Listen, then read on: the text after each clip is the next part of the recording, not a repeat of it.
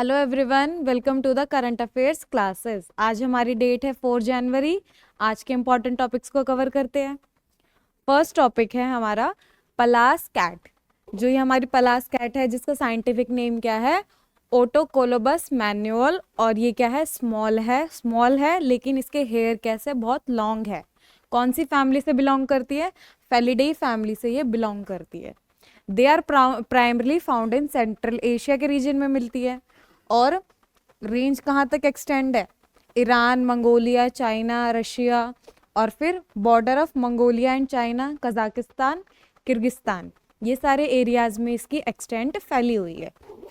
Soft फर animal है, मतलब इसके जो फर है वो बहुत ही ज़्यादा सॉफ्ट होते हैं।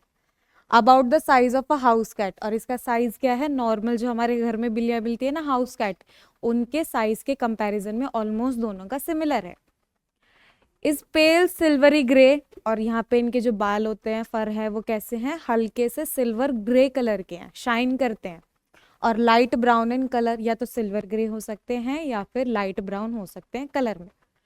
कंजर्वेशन स्टेटस, IUCN के अंडर रेड लिस्ट में लीस्ट कंसर्न्ड है, और साइट्स में अपेंडिक्स सेकंड में इसकी क्या है? प्लेस किया हुआ है हमने। ठीक है, नेक्स्ट पे आते हैं। नेक्स्ट जो हमारा टॉपिक न्यूज में है उसका नाम है गोमती रिवर। गोमती रिवर क्या है? ट्रिब्यूटरी है गंगा रिवर की।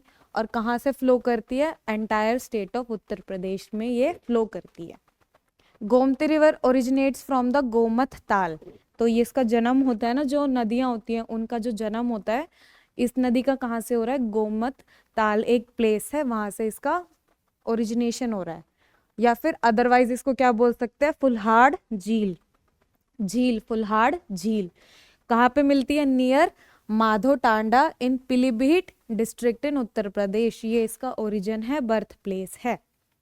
आफ्टर फ्लोइंग साउथवर्ड, किस तरफ फ्लो कर रही है? साउथ की तरफ। साउथवर्ड फ्लो करने के बाद ये क्या है? कौन से डिस्ट्रिक्ट्स को कवर करती है?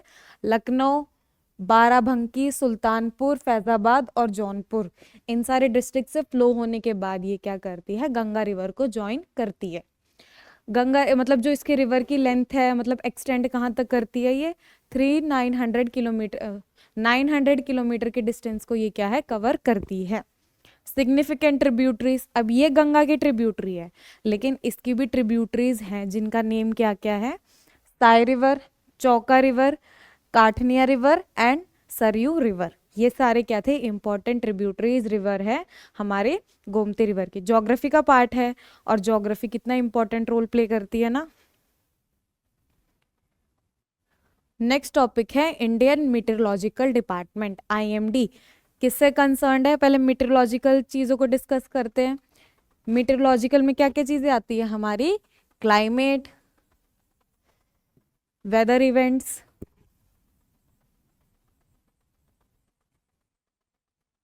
और क्लाइमेट में भी क्या क्या चीज़ें सब टॉपिक्स आ जाते हैं? Temperature, pressure, humidity, atmospheric pressure हो जाता है, प्रेसिपिटेशन।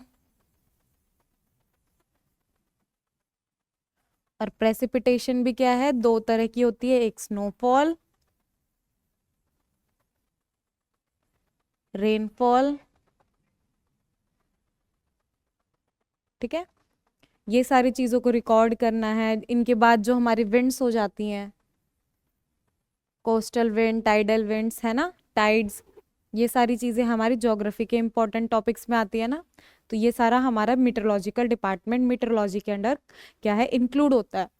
न्यूज़ में क्यों है? क्योंकि इंडिया का जो मीटरोलॉजिकल डिपार्टमेंट है, जो इन सभी चीज़ों को कंसर्न्ड है, फोकस करता है ना, उसका क्या है? 150 ईयर्स कंप्लीट हो जाएंगे 15 जनवरी 2025 में।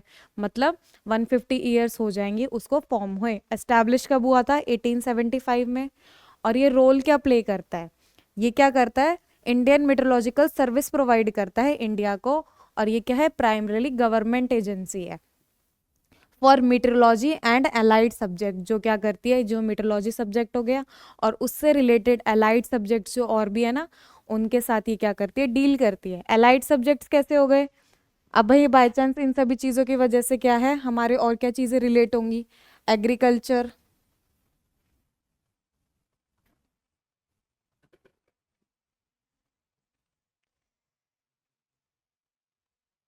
इन्फ्लुएंस करता है ना एग्रीकल्चर के बाद डिजास्टर्स को,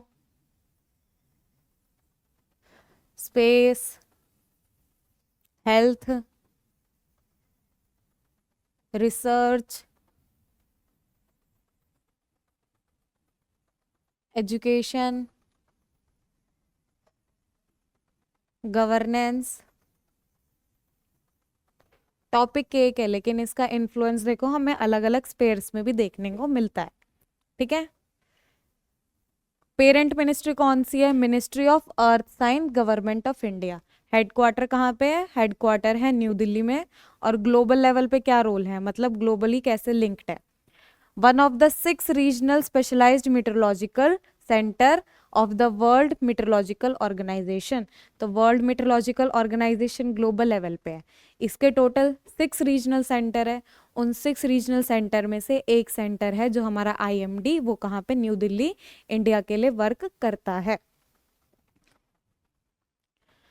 लास्ट टॉपिक है आज की क्लास में प्रोजेक्ट विस्तार।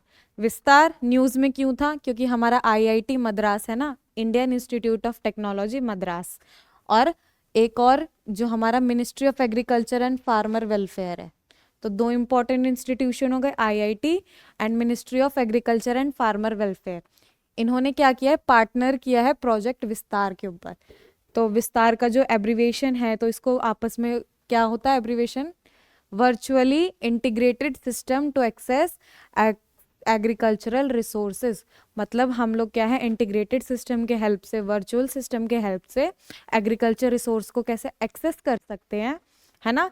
एग्रीकल्चर के लिए अलग अलग रिसोर्सेज चाहिए होते हैं, क्रॉप्स हो गया, इरिगेशन फैसिलिटीज हो गई, तो ये सारे हम लोग कैसे वर्चुअल इंटरनेट के फील्ड में कैसे इन सब चीज़ों को इंक्लूड करें। अबाउट क्या है? डिजिटल प्लेटफॉर्म है विस्तार, जहाँ पे क्या है, एग्रीकल्चर को ट्रांसफॉर्म करने की प्रैक्टिस की जाएगी, एग्रीकल्चर को इंक्रीज करने की, एक्सटेंड करने की और बेहतर बनाने की हम लोग यहाँ पे ट्राई करेंगे। सर्विसेज प्रोवाइड करेंगे फार्मर्स को, ताकि क्या है, इंफॉर्मेशन, वेदर से रिलेटेड इंफॉर्मेशन है या फिर और न्यूज़ सिस्टम से रिलेटेड इंफॉर्मेशन है। जैसे टीवीज़ में पहले प्रोग्राम चलते थे ना कृषि इसके लिए, बीमारियों से कैसे बचना चाहिए, नेचुरल तरीके से हम लोग अपने कैसे क्रॉप के आउटपुट को, अदर और भी कितनी सारी इंफॉर्मेशन रिलेटेड होती है एग्रीकल्चर से, तो वो सारी इंफॉर्मेशन हम प्रोवाइड करने की ट्राई करेंगे।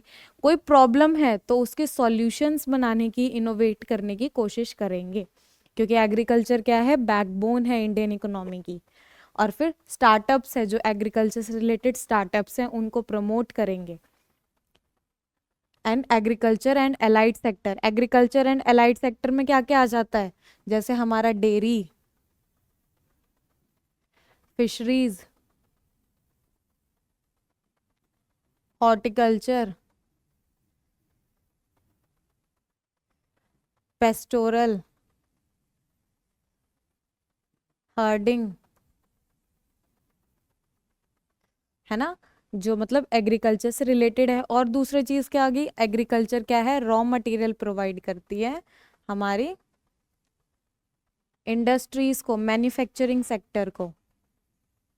ये सारी बेसिक चीजें तो हम लोग कितनी बार पढ़ते हैं अपनी क्लासेस में। टोटल कितने सेक्टर्स होते हैं इकोनॉमी के? कमेंट करके बताना।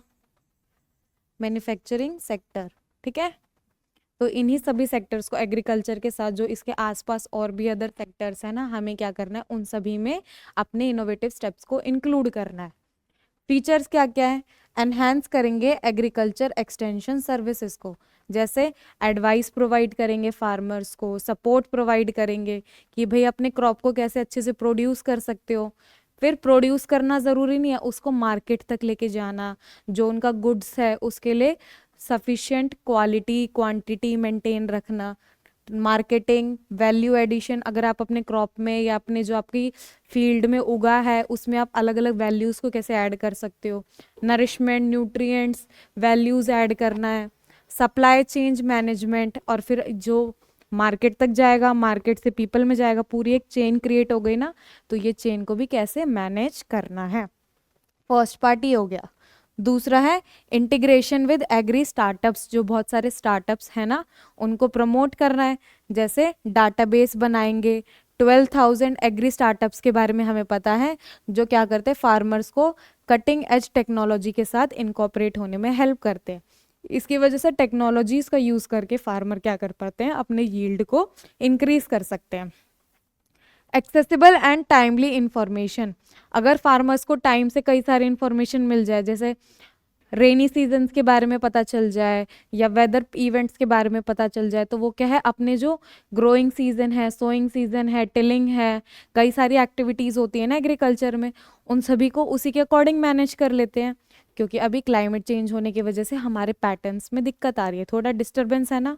लेकिन अगर हमारे फार्मर्स को टाइमली इंफॉर्मेशन मिल जाए और फिर वो उनको एक्सेसिबल भी हो, ये नहीं है इन्फॉर्मेशन हमारे पास है लेकिन वो रीच उनकी फार्मर्स तक नहीं हुई, मिलनी भी चाहिए हमारे पास और उससे एक्सेसिबल भी होनी चाहिए फार्मर्स को। ऐसा नहीं है कि भाई जो रिमोट एरियाज में है वो एक्सेस ही नहीं कर पा रहे हैं, है ना, तो एक्सेसिबल में उनकी पहुंच में भी होनी चाहिए, जिससे फार्मर क्या कर पाए, अपना एक्यूरेट इन्फॉर्मेशन का यूज़ करके डिसीजंस को टाइमली मैनर में ले पाए। ठीक है, आज की क्लासेस में इतना ही, और वीडियोस के लिए आप चैनल को सब्सक्राइब भी कर सकते हैं। Thank you.